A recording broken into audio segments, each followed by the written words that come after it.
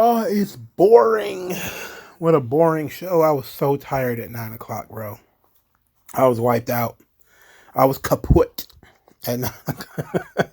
9 o'clock wore me out. Bruh. Let's get through this show as quickly as I can, if you will. News and notes, part 1. The Creed brothers will be doing Bloodsport on July 28th. In Brooklyn, they will be doing Josh Barnett's Bloodsport. I love that. That's amazing. I like Bloodsport. Usually worked MMA doesn't look very good, but Bloodsport works hard at it, and they keep it realistic. You know, they don't stretch too far from the basic premise. And these two guys are legitimate wrestlers. Ought to be fun watching them go in the Bloodsport ring. So, we're going to start Raw from the back end so I can get through this quick. Drew McIntyre is in the Money in the Bank ladder match. So what?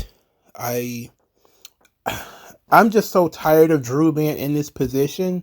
I get it, you know, top guys and all, but Drew McIntyre constantly in the title picture is like 5 years straight. And it's ridiculous.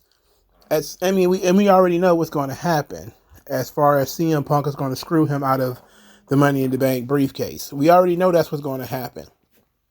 So it would have fit better for me if CM Punk would have screwed him out of this match. So, but we're stuck with Drew McIntyre again. Oh boy. Sheamus in one of his promos earlier talked about being in the WWE for 15 years. And you know, he had a hell of a career. But all of his success is front-loaded. Usually when a guy is like an 8-time world champion or something like that, this is stretched out over several years. It seemed like Sheamus won every title known to man between 2008 and 2012, and he has done nothing since. You know, like it's wild, you know.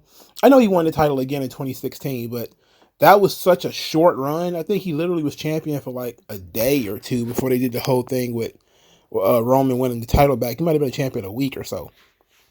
But it just seemed like he's been there for so long, and you would think, you know, a guy like Ric Flair, 16-time world champion, that's stretched out over, 30 years.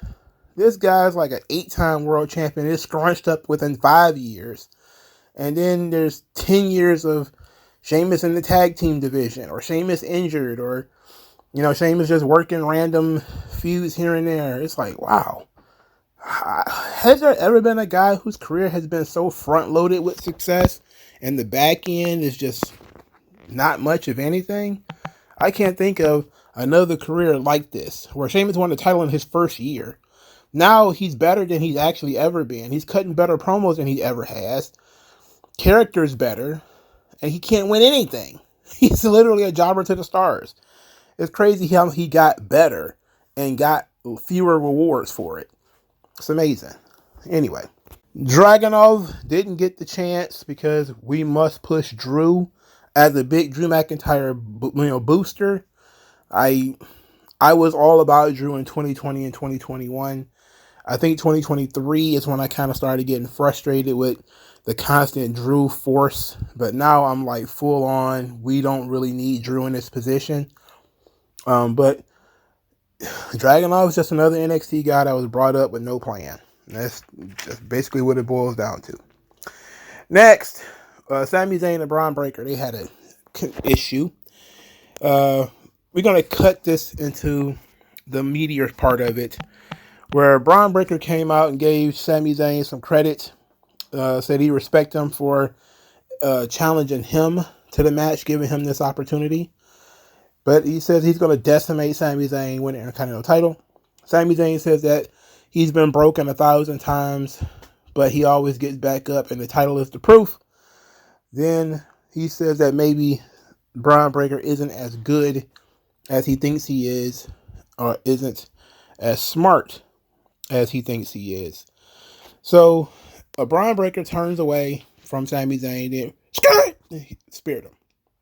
Crowd was very much behind Braun Breaker here. And instead of leaving Sami Zayn just speared and writhing in pain, he decides to go for a second one as Sami Zayn is selling it. Sami Zayn then leapfrogs it, and Braun Breaker spears the stairs. And the brawl continues until Braun Breaker hits a second spear. I think this was a bit much. I think the first one was enough. I think that first one was enough. Save the big spot where Sami Zayn leapfrogs the spear. Save that for the match. I think that should have been saved for the match itself. Now, in terms of who should win, obviously Braun Breaker should win this match. But I ain't sold on the fact that he will because of who's booking this show. So I'm not sure what's going to happen. But Braun Breaker's actually over with the audience. His intensity, his character and stuff is really getting over. People are not wetting him. They're barking along with him. So that works out just fine for me. Money in the Bank qualifier on the women's side. Zoe Stark defeats Dakota Kai and Ivy Nile. Dakota Kai literally went on Twitch and cried. She wept. Because she wants an opportunity as a solo star. I really, really want this. I just need an opportunity. She's 40, bro. She's 40 and she's on Twitch crying about wanting an opportunity, bro. Jesus Christ. Look, there was no... My favorite of this group is Ivy. I'm not a fan of Zoe Stark. Triple H continues trying to sneak Zoe Stark into things. He's going to smash Zoe Stark over your head and neck. He's going to, you know how you feed a dog, you wrap the medicine in peanut butter or something like that when you're trying to, give your animal some kind of medication or a baby or something. You mix it in with something that they like. That's what they're trying to do with Zoe Stark and DIY and all the Smallfoot European guys. Oh, you like this? You like this, huh? Let me sweeten it up for you. Let me wrap it in some cheese. And then, boop, right in your mouth. And look at you, medicated. Look at you. You've taken the pills. Look at you. They got over on you.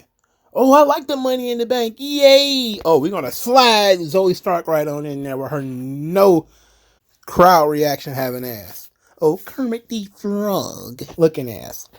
We're going to sneak her right on in there on you. Stealth. Ninja style. Like Tenchu. She's crawling in the dark and she just jumped right on in that joint. I see you, Triple H. This is bullshit. Zoe Stark got no business being anywhere near a Money in the Bank ladder match. And to be quite honest, looking at the field, it's possible she wins. It's possible she wins this thing. And she ain't got no business even being in it. The crowd don't know her from a corpse, and she was just teamed up with Trish Stratus last year.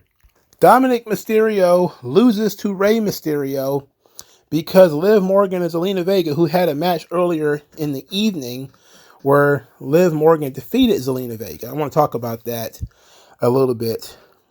Let's talk about Dominic and Rey. They work very well together. I really enjoy the Dominic Rey matches, and the crowd, of course, still solidly behind Dominic.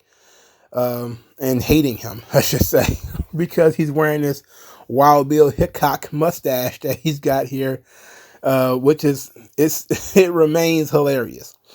But there's an interesting little spot in the match where Liv Morgan attacked, I think it was Rey, or she did something to Rey, and moved the top rope, and Dominic got crotched. 619, dropped the dime. Dominic gets pinned. But of course, the big spot in the match is where Rey knocks Liv Morgan on top of Dominic, and they're in a compromising position. And everybody's like, woo, it was very fun. It goes back to earlier in the day where Damian Priest asked Dominic if he talked to Rhea Ripley. He said, oh yeah, of course I did. And then Damian Priest was like, oh yeah? Well, I talked to Rhea Ripley too, and she's pissed off, man. It's like, see, here's another thing. I'm going to talk about this. Kind of weird for me to believe that, considering they've been posting her wedding pictures on Twitter all week. It's just like when, what was that, Miro and Lana decided to get married in the middle of a storyline, and everybody's like, can't ignore this. It's one thing if you was already married. It's one thing if you get married afterwards. But you get married right in the middle of the story while everybody's talking about it, and you just get married right in the middle of it. So I'm sitting here like, man, it's fun watching Dominic and Liv do this thing that they're doing because it's humorous and it's entertaining. But it's hard to believe that Rhea Ripley cares because she's probably somewhere getting juiced at the moment on her honeymoon and quite probably injured still. And if she's not injured, she's gonna be after, Buddy Matthews does whatever he needs to do with his knees and starts doing work on her supple young body. I shouldn't say stuff like that. In any event, it's been entertaining. Liv Morgan's still she's going into the clubhouse of Judgment Day, playing video games with Carlito and Finn Balor. She's just hanging out, bro. She just wants to be a member of the team. This, of course, piggybacks off of earlier in the night. Liv Morgan defeats Zelina Vega. A match that was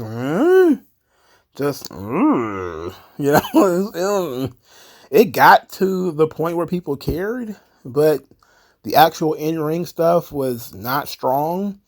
The match really picked up when Dominic and Ray came out there, because that's what they were. It is what they were expecting, but it seems like, okay, you can't take this match seriously until Dominic shows up. So Dominic slides a chair into the ring. Zelina Vega gets it, throws the chair in Dominic's face a la Sabu. Then once she's got her back turned, she turns around, gets hit with Oblivion and pinned. Moving the belt makes no sense, so this was very predictable. So it went on second. It was the second thing to come out of the shoot on this show. Well, the first match. I think it might have been the second match to come out of the shoot. Very weird. Zelina Vega. Let's talk about her for a second. Not long, a couple of seconds. I like Zelina Vega when she was more like the business person. Like the cosplay thing it's okay. It's kind of relatable, but she's significantly less over, I think, since she's been a babyface. And since she's been doing this cosplay thing with the bright colors and all this, I think she's been less over. I think when you go back to where she first came out of NXT, and she seemingly was, the big shot manager or the big shot personality with Andrade and Angel and all of them, that was money as far as I'm concerned. I thought that could work. I know this is probably closer to who she really is, but that to me was where Zelina probably would have made, quite a bit of money in terms of a character. Now she doesn't seem to have a character. She just seems to be Latina, and she's small. She's very small, and her and Liv are both small.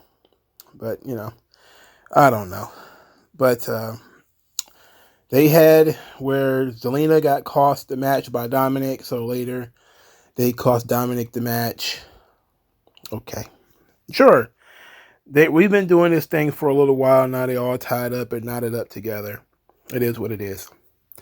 All right, at the start of the show, Chad Gable and Jey Uso got into it. They were talking about family. Chad Gable was discussing how he, complained about his family, about, these people letting him down and all this, and Jey Uso abandoned his family. Then they argued about the Fireflies. I was like, oh no. Then the Wyatts, the music started to play. Nikki Cross came out with another box after they chased Chad Gable away. They put in a tape. The tape was Bo Dallas talking again. Bo Dallas, this time not as compelling as last time. The last time was much better. This time was explaining why all of these people are in the group. The first time was explaining what the group is, the legacy of Bray Wyatt. This time, he's talking about the people that everybody tried to forget or everybody wanted to forget, and said that they were not the chosen, but they were the willing.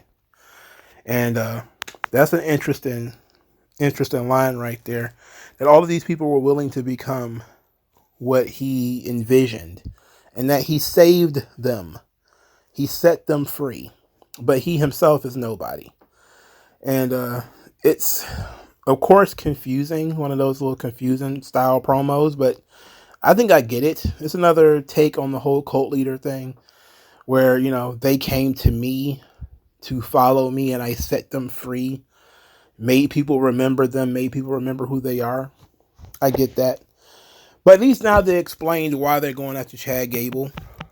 So then, because Chad Gable, was disrespecting his family, and Bo Dallas thinks that that's disgusting, and he wants to be the reckoning for this guy who is, disparaging his own family. So Chad Gable needs help. He's scared. He's scared. He runs to Otis. Now, this is the funniest part of the episode to me. He goes to find Otis. Otis tries to get up and walk away.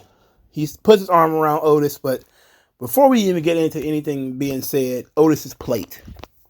Hilarious. He's got, and I wrote it down, he's got a ham sandwich and a donut on one plate. On another plate, he's got a baked potato and a steak. And I'm just looking at this thing and I'm like, man, Otis, you a big fella. You a real big backing it out here. You quadruple carbon it. Big guy. Big dude. Right? It's hilarious. 2 plates, a sandwich and a baked potato, and a steak, and a donut, and some more stuff I couldn't see. Oh, man, Otis. Anyway, to try to get through this quickly, Otis says that he doesn't hate Chad Gable, he just doesn't want to help him. Chad Gable's like, but what if they come after you guys? I'm going to be there for you because you're my number one guy. And trying to run the guilt trip on Otis, that ain't going to work. It better not work. We've been going through this thing so slow. We need to speed this up. The Wyatt Six feuding with Chad Gable, not exactly top level competition. I mean, Chad Gable is a guy who loses pretty regularly on this show.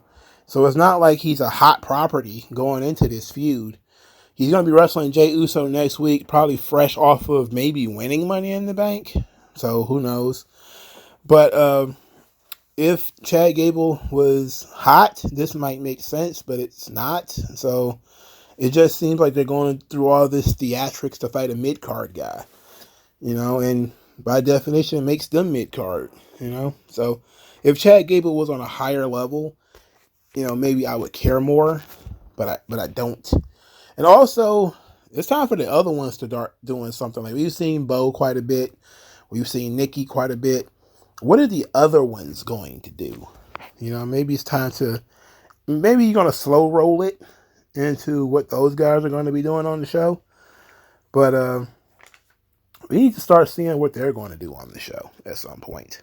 Ludwig Kaiser cut a promo on this show, talked about his new focus is to end the career of Sheamus after Sheamus broke his rib. I like Kaiser. I like everything about this. This is very good. Seth Rollins. He cut a promo on this show about beating Damian Priest, taking Damian Priest away from the Judgment Day. This led Finn Balor to come out there. He's in a bad mood. He claims that Seth Rollins is the reason why he's in a bad mood, because Seth Rollins is forcing Damian Priest to change.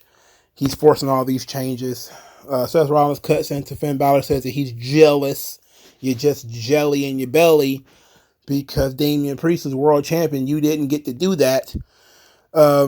Damian Priest came out there, tried to assume some sort of power and tell Finn Balor to stand down. Nobody gets in my business.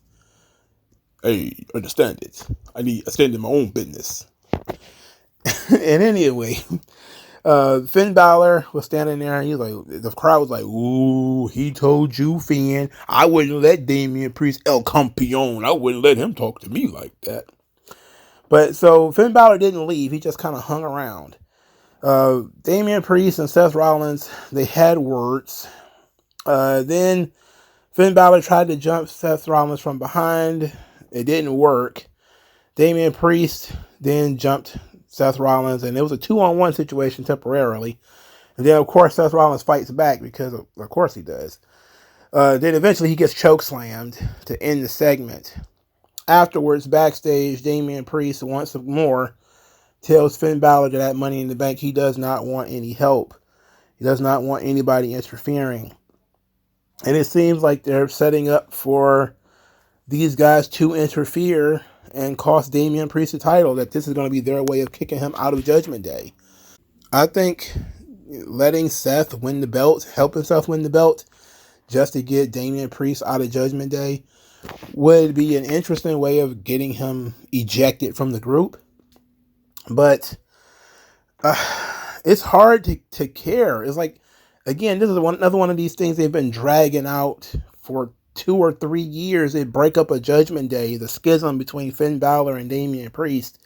Finn Balor wanted to be world champion and it hasn't quite made it.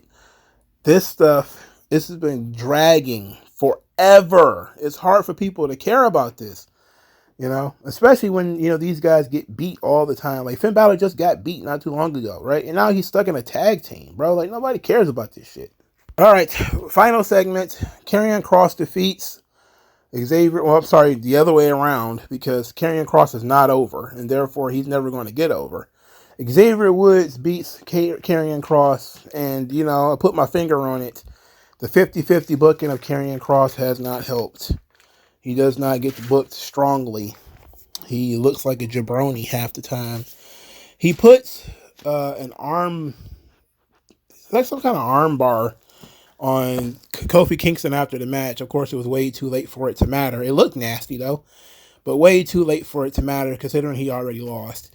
So they jumped New Day again. I know a lot of people are saying this is going to lead to Big E's return, which might be the only thing that can save this, because I don't understand what the end game is. What is the end of this? This has been going on forever, and there's no end in sight. So when do we stop with this? They've just been doing random singles matches, random tag matches, and cutting promos on each other. Please move this thing forward. If Big E's going to return, please bring him back. If he's not, then please just do whatever you need to do to end this feud. This is not helping Karrion Kross at all. Even if Big E returned, it wouldn't help Karrion Kross at all, because then he just beat him. So this is not doing Karrion Kross no favors. I'm almost at the point of just saying, send him home and pay the rest of his contract out and call it a day. Because they're really doing Karrion Kross dirty. He might need to just go back to the Indies. Go back to TNA or something, man. Because this is not working out. This is not working out. Getting pinned by Xavier Woods. When the last time Xavier Woods beat somebody in a singles match, for God's sake? Clean at that. Come on, bro. Just ridiculous scenes that we've got here.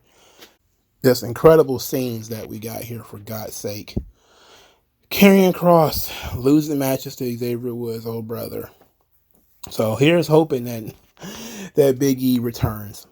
Before we wrap this thing up, I do want to give WWE production credit. They're doing replay action shots going into commercial like they do in the NFL, where, if there's a big play or, something like that goes into commercial, they're starting doing that again. So it was pretty sweet. Like when Xavier Woods got rammed into the ring post, they replayed it with a little bit of voiceover going into commercial. They did the same thing with Zoe Stark's springboard dropkick. I thought that was pretty dope. It was a good way of highlighting moves, but showing action and that this is what's going on, and, just in case you missed it, or, give you something to come back to. I like this. That was very good. They're trying different things, doing different things every week, making the show seem fresh. So they're doing a good job. That's about it, though. The show is still incredibly boring. Not enough stuff happens. Things are just dragging on infinitum. So it's hard to get into it, hard to stay into it. But let me know what you guys think. Like, share, subscribe. I'll talk to you guys later. Peace.